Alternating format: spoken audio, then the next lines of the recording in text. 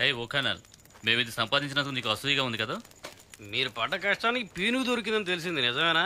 దాంతోనే సెటిల్ అయిపోండి. చివరికి మీ పని కొండంతవ్వి ఎదకన పట్టినట్టయిందని బాధపడుతున్నారా? నేనే కనుక్కున్నానో చూడు. ఏం కనుక్కున్నా? ఏంటది?